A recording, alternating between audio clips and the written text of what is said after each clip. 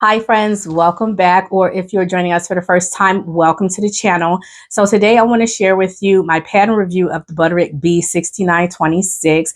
It's this lovely pattern that I made for Mother's Day. I made two different variations. It has a beautiful flounce detail around the neckline as well as on the bottom of the skirt hem.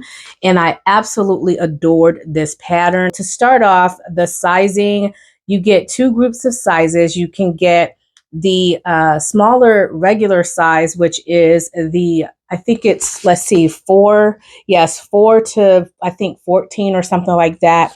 And then you can get the second size, which is the 12 to 20. And that's the size that I chose. The fabric suggestions are charmeuse, crepe de chine, rayon, challis, and lawn fabrics. But I can imagine this in a soft sateen fabric as well, a really soft drapey cotton sateen or shirting fabric, I think would be a good choice for this as well. Now, keep in mind, you do have a flounce detail around the neckline as well as on the bottom of your hem. So you do want a drapier fabric so that you can get that really nice, soft, elegant, drapey look. So you can choose different fabrics. Just make sure that if you want something that's going to move and have that that fluid drape, you do want to choose some type of a silky type fabric. But I think a real nice soft cotton or a cotton blend or even a linen blend would also do really well with this. Like a linen rayon blend would also do well with this as well. The size range, again, that I chose is the 12 to 20, but I selected the size 16. For the finished garment measurement for that size, for the bust, it's a 43, and the waist is also a 43. You are gathering in your waistline, the entire waistline, front and back, with an elastic band. You can adjust that with your elastic, depending on like what, if you want it tighter, looser, whatever. So your waistline is elasticated. The hip for the finished garment, for the finished measurement for the hip, it is saying for that size 16 for me is 48 inches. So it is a really nice dress pattern in terms of like sizing. I found that the pattern is quite true to size. I think for me, I would go down to the size 14. That would only have given me about a 1 to maybe a 1.5 additional ease, because my breasts, my finished garment measurement for my breasts is between a 39 and a 40. And so that 41 would give me somewhere between 1.5, somewhere around there. I wanted a little bit more ease. And so that's why I chose the 43. But I did have to make some changes, and I'll talk to you about that before I want to talk about my my fabric selection. So I chose for the first variation that I made it with this gorgeous rayon challis that I purchased from fabric.com before they closed. And I purchased, the first piece that I purchased was from fabric.com before they closed. And I think that was like a 3.5 yard piece. And then they closed and I couldn't get more of that fabric, and I wanted more of that fabric. But then I saw that Mart Fabrics had it as well. And so I got another, I think it was like a 2 yard piece. And so I had a total of a little over 5 yards for my garment. Now, on the back of the envelope, it does say for a 60-inch wide fabric, if you're making dress A with a sash, that's for my size, the 16, 18, anywhere between that 16 and 18 is going to be about 3 5/8 of yards to 3 3/4 yards. So about approximately 4 yards. You want to kind of err on the side of caution. So I would say about 4 yards for dress A with the sash. Now, dress A is the one that's featuring a no sleeve option. It is sleeveless. You do get a binding for that, like a pattern to make a sleeve binding, so that way you can finish off your sleeve pattern that way. If you're making dress B, this is the long sleeve with the sash. You do need, for 60-inch wide fabric, 4 3/4 yards, and so you will need additional fabric for that. Again, keep in mind I have 5 yards of fabric, and one of the reasons why I selected that particular fabric for this project is because I had so much of it and I wanted to use every bit of it because I love that print. I love the fabric, and I'm so glad that it washed well. The only gripe that I have with that fabric is that it's not a true black. It's not like jet black. I would like it more if the background was more of a jet black instead of more of like a softer black, but that's not like taking away from the fabric at all. It's not because it faded or anything like that. It actually held up really great in the wash. It's not a jet black. It's just not, it wasn't dyed that way. So anyway, I absolutely loved it and I wanted to use every bit of that fabric. Now although this pattern calls for 4 3/8 yards and I had 5 yards, I knew that I was going to be using my under flounce to cut out an additional pattern piece, because I have found that with any type of neck flounces, majority of the time when they blow, when you get a gust of wind and they blow in the wind, you can see the underside of it. And sometimes even when you're walking and there's not a lot of wind, but they're flapping around, you can see the underside of the fabric. And that's always bothered me. And so I did take that additional fabric that I had left over and I used that to line the underside of my flounce for my front and for the back neck flounce. So just keep that in mind. I did use extra fabric for that. And so I was able to use majority of my fabric. I think I had less than a half a yard left, which I was really happy about because I was able to use most of my fabric. So I will say, in terms of fabric, if you're going to do dress B with the long sleeve, you will need all of that fabric. Like I said, it's calling for about 4.5 yards of fabric. I used about 5 yards because of the under flap and stuff like that. I had a little bit less than a half a yard left. So not quite 5 yards. But again, you will need every bit of that fabric.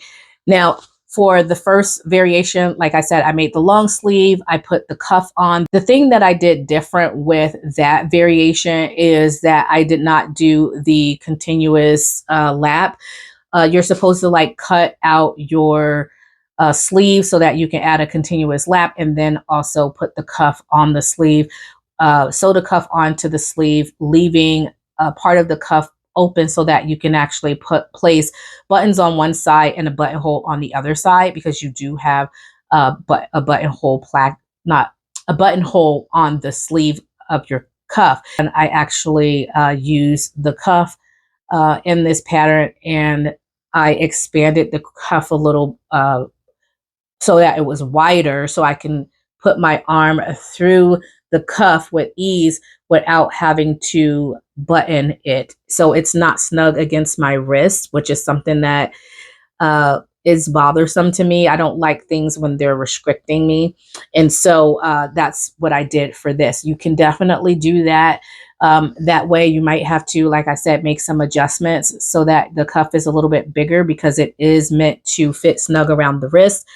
If you make your cuff a little larger, you can definitely gather the lower end of your sleeve and still sew that cuff onto your garment. So that's the change that I had made, just a slight modification with that one. Now, that dress, I didn't do a whole lot of modifications in terms of shortening and lengthening or making a lot of adjustments. The only adjustment that I did was I had to move the dart down by, I think, 1 inch. I also had to do a forward shoulder adjustment, and I increased the fullest part of the bust area on the wrap portion because it was showing quite a bit of cleavage. And so I did have to increase the neckline area so that I can get more coverage near the fullest part of my bust.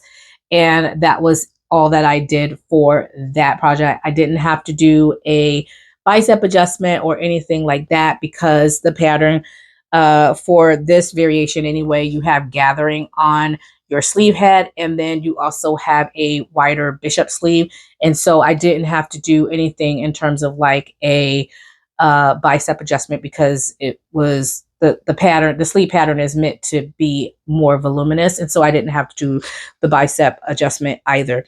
So overall, absolutely love that dress. It turned out just amazing. Absolutely love it.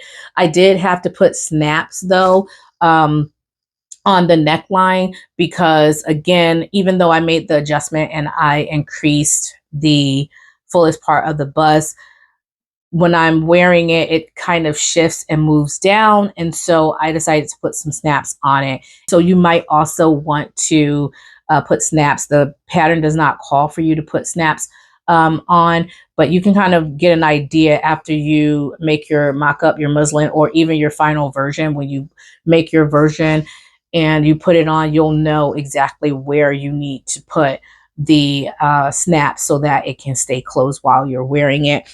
The second variation that I made is the one that I'm wearing now, and this is the one that I wore for Mother's Day. The first variation that I made, I did not get a chance to wear that one yet.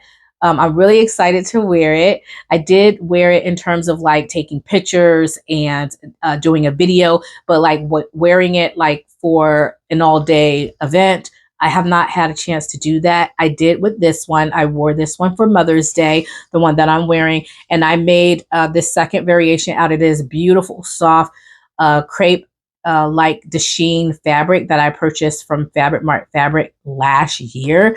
And I absolutely love this fabric. I was so sad that I didn't have enough to do everything that I wanted to do with it. So as you will notice, I don't have a flounce around the neckline, and the sleeve is a shorter sleeve. So I had to adjust the sleeve pattern and make just a small short sleeve because I didn't have enough fabric. And so I was really sad about that because I absolutely adore this fabric, and I wish that I gotten more when I purchased it. I had a different pattern in mind when I had picked this up, but then after like looking at other dress patterns and things, I thought, hey, I think I want to change and do something else. And so I'm really glad that I actually saved this fabric for this, because I think it looks absolutely stunning, absolutely gorgeous. So for this variation, I was working with a little under 3 yards.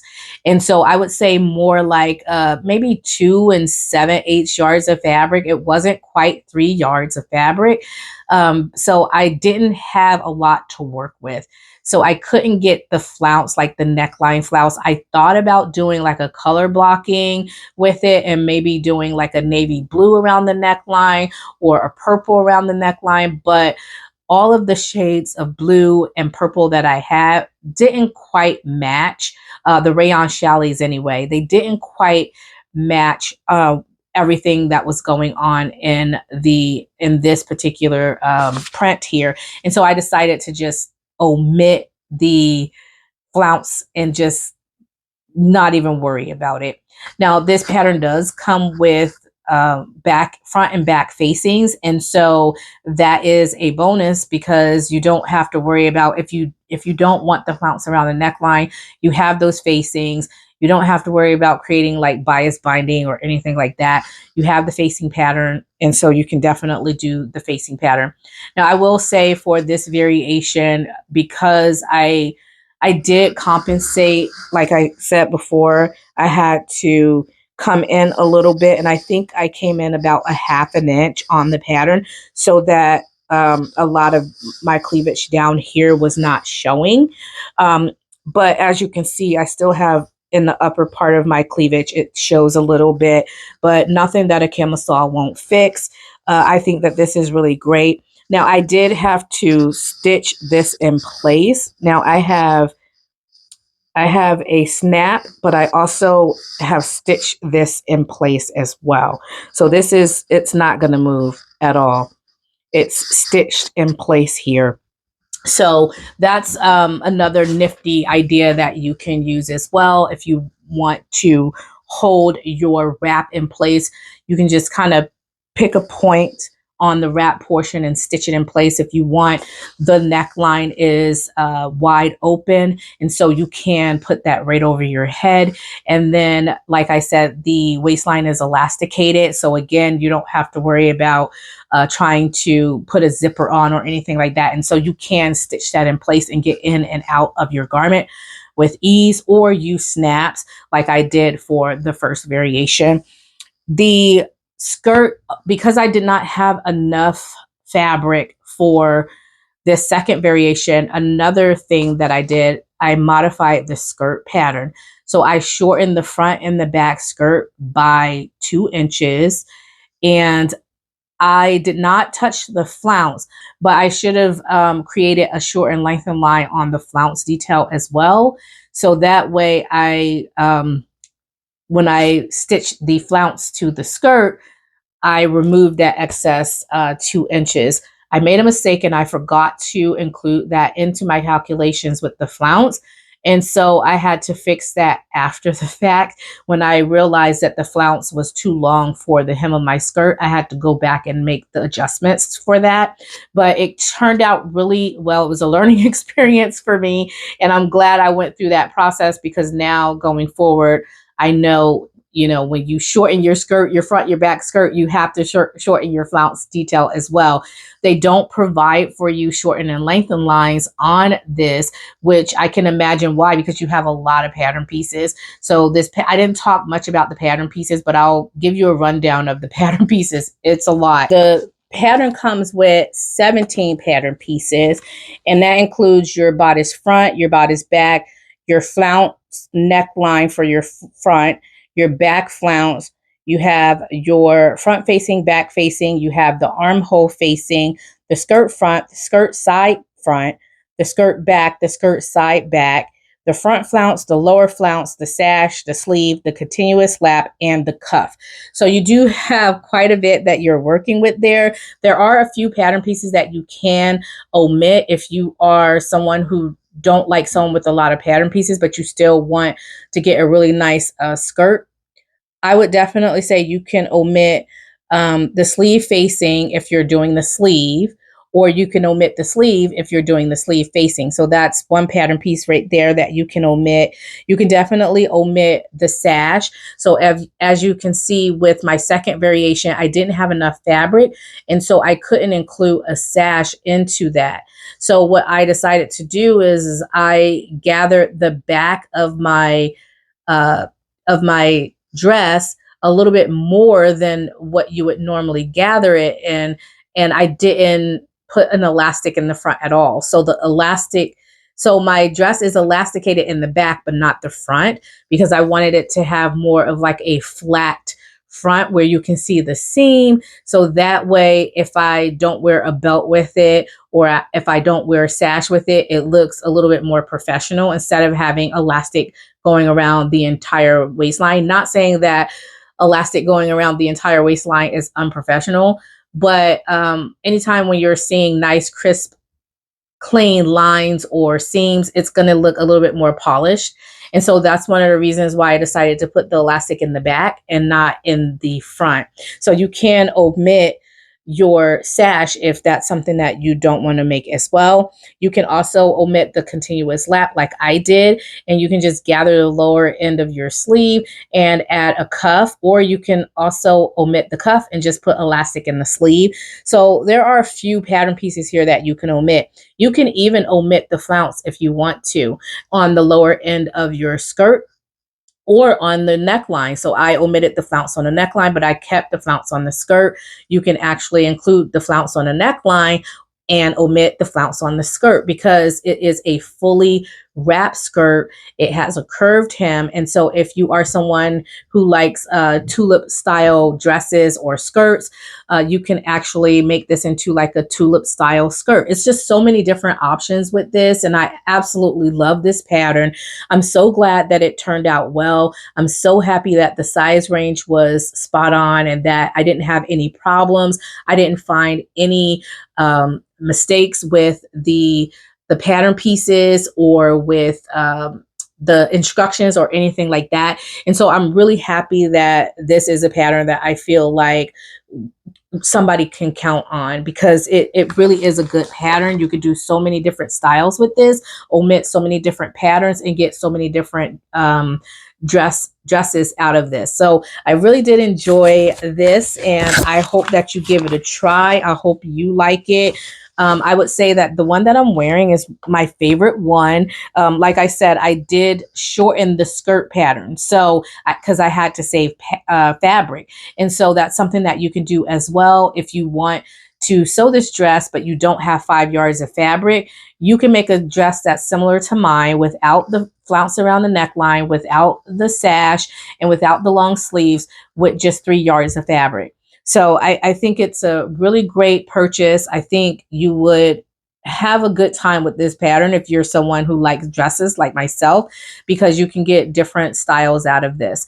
So anyway, I hope you all like this review. If you did, please make sure you give this video a big thumbs up. And if you've made this pattern before, comment below. Let us know what your experience was like and if you like the pattern. Or if you're thinking about getting the pattern and you want suggestions on fabric choices or anything like that, go ahead and leave me a comment in the comment section below. I hope you all enjoy the rest of your day and have a beautiful, blessed sewing week. And I will talk to you all in the next video. Bye.